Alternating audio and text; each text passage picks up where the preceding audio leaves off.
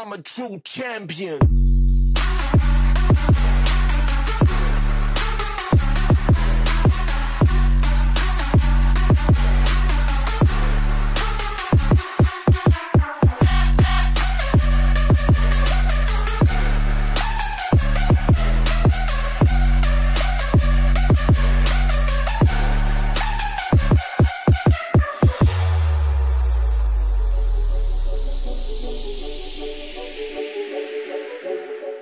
Salut les amis, j'espère que vous allez bien. Aujourd'hui on se retrouve pour une nouvelle vidéo, qui m'a été demandée par nombreux d'entre vous. Et donc aujourd'hui je vais tester la diète et l'entraînement de Sylvester Stallone. Mais attention, pas à n'importe quel moment, au moment le plus difficile de sa carrière. Disons la diète la plus difficile de toute sa carrière, ça a été pour Rocky 3. Pour Rocky 1, il était aux alentours de 80 kg environ. Pour Rocky 2, 90 kg, et pour Rocky 3, il a voulu atteindre un physique vraiment écorché, complètement sec et athlétique en même temps, et il est descendu pour ce film-là à 70 kg. Donc je sais pas si vous vous imaginez, ça fait 20 kg de moins que le Rocky 2. Et donc pour ce film, il voulait réellement montrer une sorte de souffrance, une sorte de challenge, et donc c'est pour ça qu'il s'est infligé une diète et un entraînement de malade pour atteindre un physique de malade.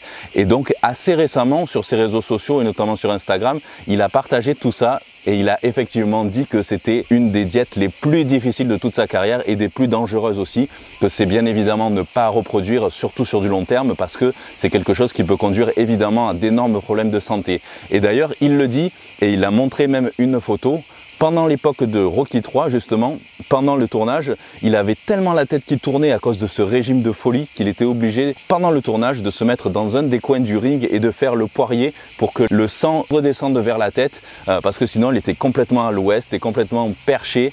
Et donc ça, je sais ce que c'est un petit peu, parce que c'est vrai que ça nous arrive à la fin de nos sèches lors des compétitions. Ça m'est arrivé, je descendais parfois en dessous de 1000 calories les quelques derniers jours, mais c'était sur 3-4 jours peut-être avant une compétition. Et effectivement, j'avais la tête qui tournait à l'entraînement, j'étais très mal, etc. Mais c'est sur uniquement quelques jours. Lui, ça a duré pendant 4 mois. 4 mois de tournage. Il y a eu 4 mois avant cela de répétition, de sparring, etc. Donc ça a été vraiment un truc de malade. Il tournait aux alentours de 1000 calories. Et donc ils disent justement dans ses récents interviews, etc. Qu'il buvait environ 25 cafés par jour. Donc je ne sais pas si vous vous rendez compte ce que ça représente.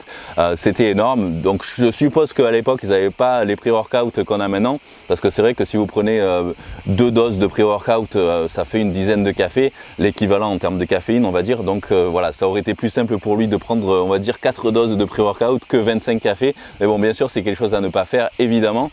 Et il mangeait en gros du thon, des flocons d'avoine ou des petits biscuits, d'après ce qu'il dit, faits à base de flocons d'avoine et de riz brun, quelques figues, quelques tranches de pain de seigle, blanc d'œuf aussi, mais ça n'allait pas au-delà, donc c'était très peu calorique, et au final du coup ça dépassait pas les 1000 à 1200 maxi calories par jour, donc vraiment très peu, surtout par rapport à tout l'exercice physique et son niveau d'activité de l'époque.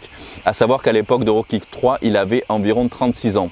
Donc aujourd'hui il a 74 ans, et vous pouvez voir aussi qu'il a une forme de malade. Évidemment à l'âge de 74 ans on ne peut pas avoir un physique comme il a sans soutien hormonal, mais c'est pas le sujet d'aujourd'hui, on va pas aborder ça. De toute façon, même avec un soutien hormonal, très peu de personnes de 74 ans pourraient atteindre ce niveau qu'il a à l'heure actuelle. Et moi, si je suis comme ça à son âge, à 74 ans, franchement je signe de suite.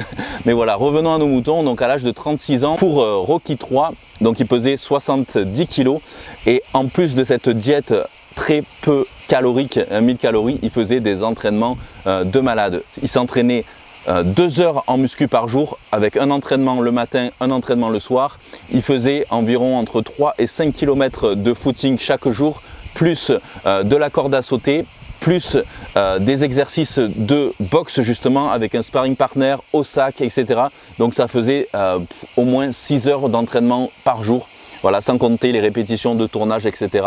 Donc ça, avec une diète si peu calorique, c'est vraiment quelque chose de atroce, et que seul un mec complètement taré pourrait tenir. Mais c'est comme ça, c'est comme pour tout. quand on veut arriver à quelque chose d'extrême et d'exceptionnel, eh ben malheureusement, il faut faire des sacrifices. Et donc, il en a fait et il les regrette absolument pas parce que il n'en serait jamais arrivé là où il en est aujourd'hui s'il n'avait pas fait ces sacrifices. Et c'est pareil pour tout, et c'est pareil dans n'importe quoi, et que ce soit même dans un business, dans votre société, et il faut faire aussi des sacrifices, il faut travailler comme un malade, etc. Et du coup, forcément, ce n'est pas non plus super bon pour la santé, et même dans le business, dans le travail, de s'acharner au travail, ce n'est pas non plus super bon pour la santé non plus. Mais au final, malheureusement, il n'y a que ça qui marche quand on veut avoir vraiment des résultats. Et voilà, donc il faut se donner les moyens. Et il s'en est donné les moyens pour ce film. C'est pas fait pour tout le monde, bien évidemment. Mais voilà, il regrette absolument pas. Donc aujourd'hui, je vais quand même tester cette diète donc si peu calorique, et je vais tester aussi ses entraînements. Je ferai peut-être pas non plus tout parce que en termes de boxe et tout ça, je suis vraiment pas calé. Et en plus de ça, j'ai pas forcément tout le matériel, etc. Mais je vais essayer quand même de faire ces 2 entraînements par jour, plus un petit peu de footing et de corde à sauter, et manger uniquement ces 1000 calories. Donc voilà, on va tester ça, mais ça va être chaud, je le sens.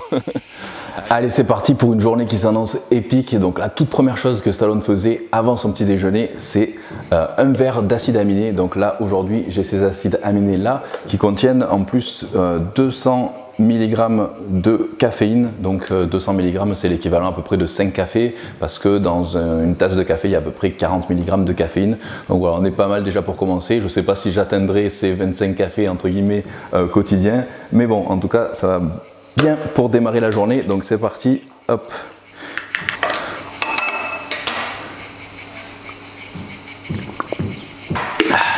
Allez, et maintenant on est parti pour le petit footing du matin. Donc en général, il faisait 20 minutes. En gros, il faisait 3 km environ. Donc voilà, ça fait 20 minutes à un rythme assez soutenu. Donc allez, c'est parti, hein. Une bonne grosse journée s'annonce. Let's go. Allez, c'est parti pour une vingtaine de minutes de footing à un rythme un peu soutenu. Normalement, je devrais arriver à faire ces 3 km. C'est parti, allez. En plus, on commence par la montée. C'est le plus dur. Let's go. Allez, vous. Allez.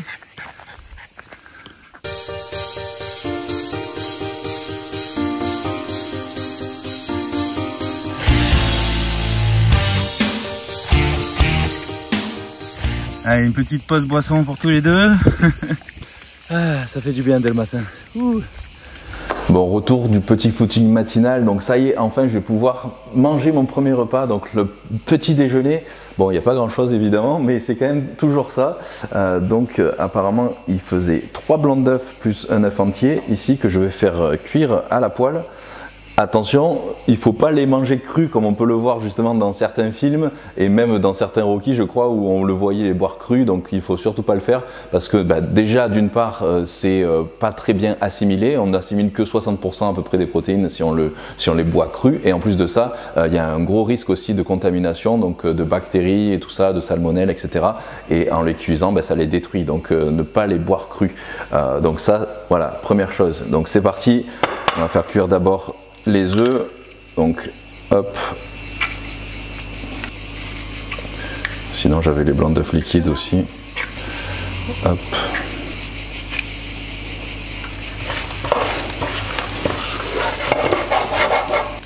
donc ça je vais les manger directement comme ça ici, hop. Donc flocons d'avoine, classique hein, comme les bodybuilders, 60 grammes, donc pour moi ça me change pas des masses. Sauf que bien sûr j'en prends un peu plus, 60 grammes c'est pas grand chose, 60 grammes ça fait ça, du coup avec de l'eau ici,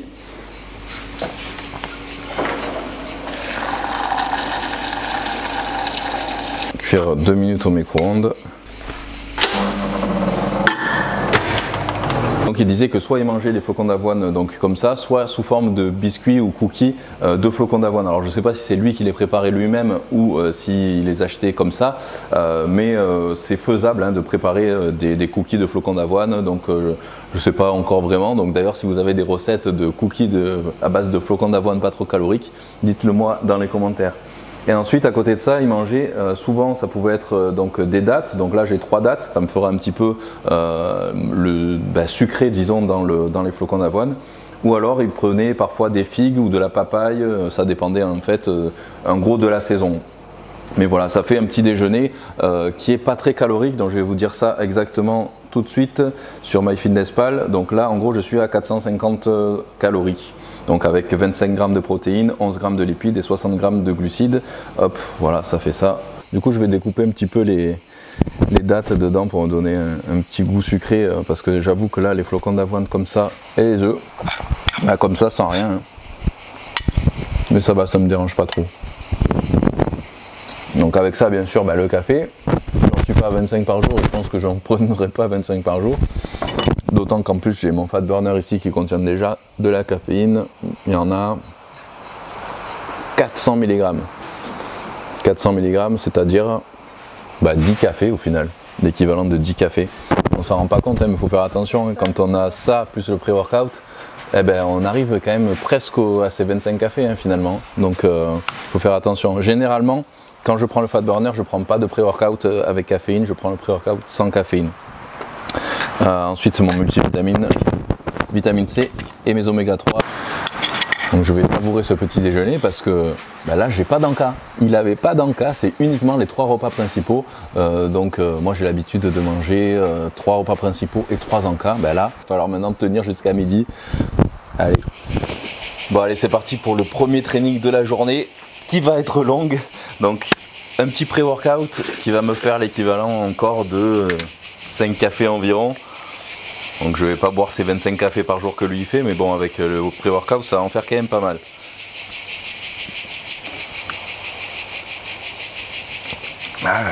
Allez, c'est parti pour une bonne grosse séance.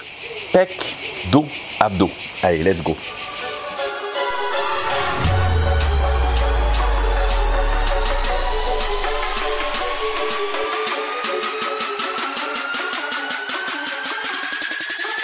I'm a true champion.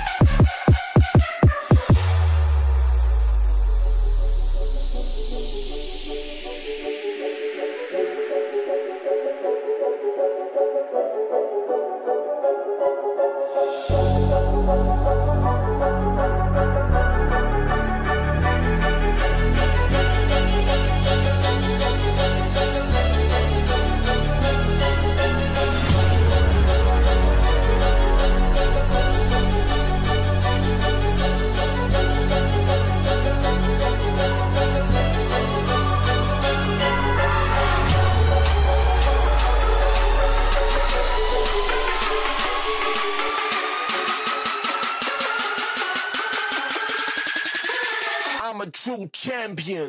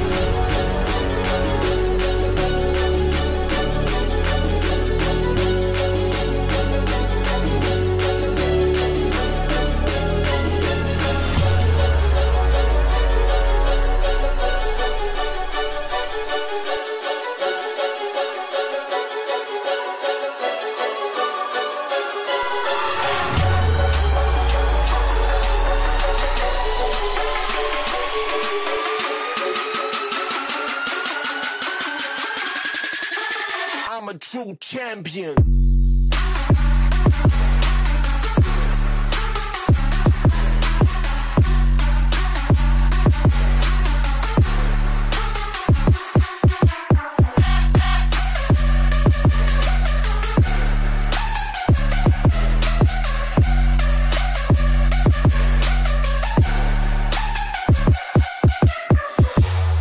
Bah ça y est, on arrive au repas du midi. Je crois que c'est le moins calorique de tous. Ça paraît gros, mais en fait, c'est surtout que c'est imposant, la courge squash ou butternut squash, un truc comme ça.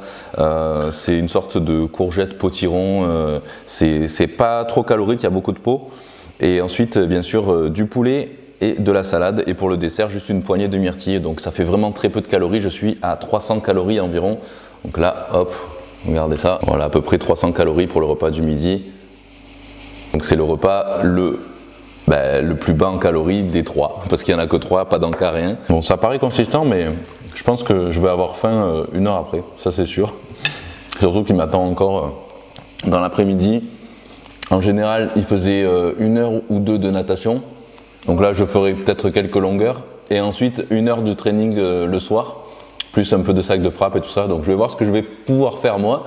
Mais je vais pas pouvoir tout filmer non plus parce que sinon la vidéo elle va durer 2 heures. Après si ça vous dérange pas, tant mieux. Hein. Mais bon, on verra. En tout cas, déjà, je vais finir ça et on verra ensuite. Hein.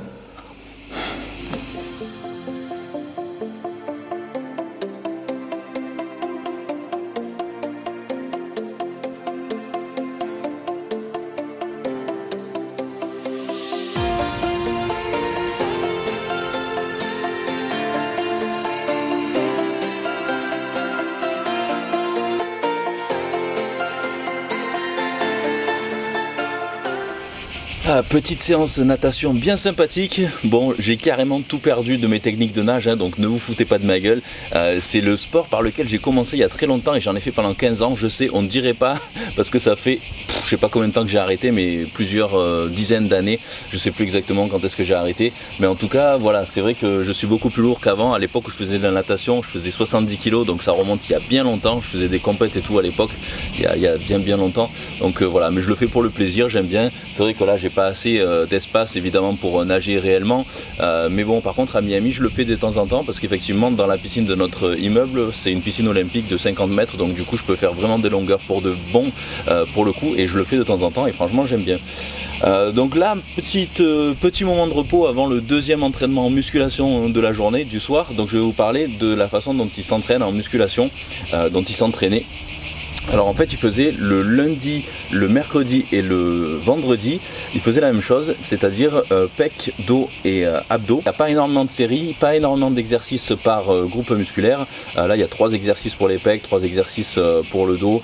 Donc c'est vraiment que c'est pas énorme, mais étant donné qu'il est fait 3 fois dans la semaine, forcément en tout ça fait un gros volume d'entraînement dans la semaine. Donc c'est vrai que moi j'ai plus l'habitude de travailler en split, donc je fais un seul groupe musculaire par jour. Du coup je fais beaucoup plus de séries, beaucoup plus d'exercices, mais là évidemment si on compare au final à la fin de la semaine, on aura fait le même nombre de séries étant donné que il s'entraîne plus de fois, disons, il refait la même séance. Et ça c'est que la séance du matin.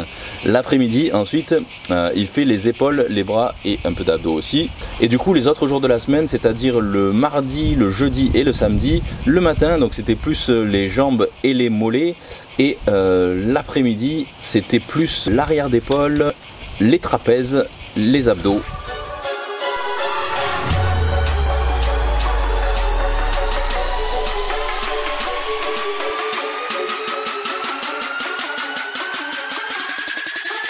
I'm a true champion.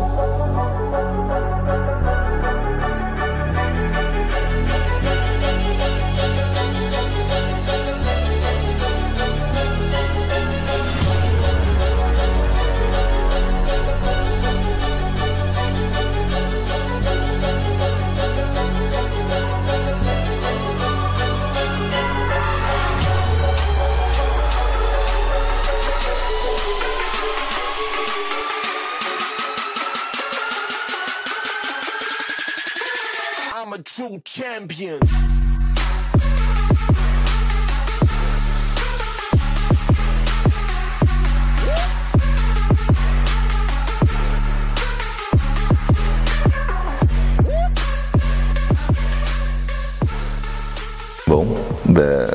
du soir, je crois que c'est le pire. Bon voilà, c'est tout. C'est juste ça. C'est-à-dire là j'ai 2 boîtes de thon, 2 petites boîtes de thon, ça fait à peu près 180 grammes de thon. De la salade roquette et puis une tranche ici de pain de seigle. Donc là j'ai 70 grammes de pain de seigle. Du coup ce repas là, ça fait environ 350 calories. Donc ouais, à peu près la moitié de ce que je mange en temps normal. Donc ouais, et là je commence à avoir vraiment la dalle parce que franchement c'est vraiment trop peu pour moi. C'est un truc de malade, jamais plus je referai ça. C'est un truc de fou. Là effectivement si je fais ça tous les jours je vais faire 70 kilos. Ouais non mais c'est clair, c'est clair. Et toi, pendant ce temps, qu'est-ce que tu vas manger? Salade et magret. Ouais, ton magret de canard il me fait bien envie quand même. Mais bon, là c'est juste un jour. Si j'avais fait ça pendant 3 mois ou 4 mois, comme quand je prépare mes compètes, franchement, rien que de sentir le magret de canard à côté, j'aurais vraiment craqué. Et il y en a une qui sent le thon là. Je te donne juste un petit bout. Hein. Check. Donc l'autre, l'autre. Après c'est tout. Allez. Ouais, les amis, on arrive enfin à la fin de cette folle journée. Donc là, vraiment, je suis claqué. Et puis j'ai mal au ventre tellement j'ai encore faim. 1000 calories pour moi, c'est vraiment très peu. Ça fait à peu près 3 fois moins que ce que je devrais manger normalement et que ce que je mange en ce moment, en gros. Donc vraiment, c'est très peu. J'avoue que je l'ai déjà fait, évidemment, pour mes préparations de compétition, mais uniquement sur les quelques derniers jours pendant la décharge glucidique. Pour ceux qui me suivent depuis longtemps, vous avez déjà dû le voir dans mes anciennes vidéos où pendant 3 à 5 jours, en gros, je mangeais uniquement de la salade et de la viande ou du poisson et parfois ça pouvait descendre à 900 calories, mais c'était vraiment voilà sur 3 à 5 jours. Et pendant l'entraînement j'étais évidemment, j'avais la tête qui tournait, j'étais complètement claqué, j'avais du mal aussi à comprendre ce qu'on me disait et tout ça, tellement j'avais plus de glucides aussi, donc c'était vraiment très compliqué. Je devais m'allonger par terre, les pieds en l'air, etc. Mais voilà, c'était uniquement sur quelques jours et évidemment c'est pas quelque chose à faire, c'est pousser son corps à l'extrême. Et là, comme il l'a fait pendant plusieurs mois pour se préparer dans ce rôle, c'est vraiment quelque chose évidemment d'extrême à ne pas faire. Il l'a dit lui-même d'ailleurs, c'est très dangereux pour la santé et il s'est vraiment mis très mal pendant ce film. Il le disait, pour être beau à l'extérieur, à l'intérieur il était vraiment terriblement mal et très fatigué, mais il a dit qu'il devait justement s'infliger ça aussi pour être à fond dans son rôle et montrer la souffrance qu'il y avait aussi pour le film justement. Donc voilà, il s'est mis dans cette situation là personnellement. Et puis voilà, quand on veut arriver à des choses extrêmes et qu'on veut se donner des objectifs de fou à atteindre, que ce soit dans n'importe quoi, que ce soit sur le physique mais aussi dans la vie, bien évidemment il faut sortir de sa zone de confort et faire des choses aussi extrêmes, faire des sacrifices, etc. Donc évidemment que c'est pas pour tout le monde et certains ne le feront jamais et d'autres oseront prendre des risques et réussiront ou pas. Donc mais voilà, mais si on prend pas de risques, évidemment on ne saura jamais si on réussira ou pas dans la vie, dans ses objectifs, etc., dans son business, enfin sur plein de choses. Donc voilà, en tout cas j'espère que vous aurez apprécié cette vidéo. Et surtout n'oubliez pas de vous abonner à la chaîne pour ne pas louper les prochaines vidéos et aussi activer les notifications. Ajoutez-moi sur Instagram et on se retrouve très vite. À bientôt les amis. Bye bye.